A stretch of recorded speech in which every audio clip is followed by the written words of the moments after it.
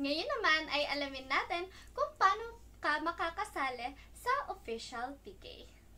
Maaari kang mag-request ng official PK by messaging your manager of your agency. Make sure lamang na available ka sa request mong araw at oras, at least 1 week para mahanapan ka ng makakalaban mo at para ma-promote mo din ito.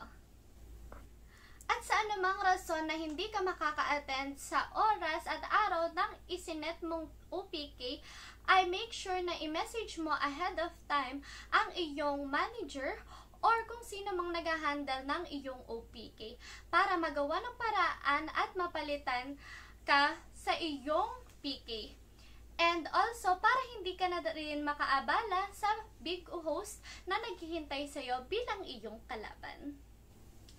Kung ikaw naman ay bagong Bigo host, it is highly recommended na mag-set ka lang ng iyong OPK kung meron ka ng mga sariling supporters para merong mag-support at magbigay sa iyo ng mga beans and para makapagbigay ka ng magandang laban sa iyong OPK.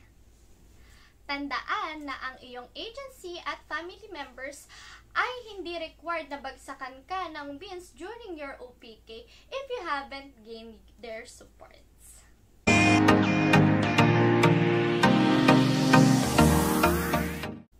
Next naman, ano nga bang gagawin mo pag nakahanap na ng kalaban para sa OPK mo?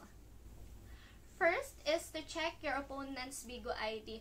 Make sure na nakikita mo ang profile ng iyong makakalaban. At kung hindi mo naman makita, ay make sure na i-message mo ang iyong manager para masigurado na tama ang Bigo ID na naibigay sa iyo.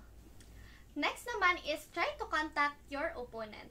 Pwede mo silang i-direct message o di naman kaya ay pumasok ka sa kanilang live stream. Sunod naman ay kailangan mong i-promote ang iyong OPK. Paano? Kailangan mo lamang mag-post sa iyong Bigo profile and pwede ka rin gumawa ng cover photo na nakalagay dito ang date and time ng iyong OPK. Makakatulong ito para makita ng iyong mga supporters ang mangyayaring OPK sa isang specific day. Pwede mo ring i-post ito sa other social media platforms para mas makagather ka ng attention at magkaroon ng maraming supporters during your OPK. Tips ko lang, huwag kayong matatakot o mahihiyang mag-post sa ibang platforms ng inyong OPK kasi makaka-help ito para mag-gain kayo ng maraming supporters.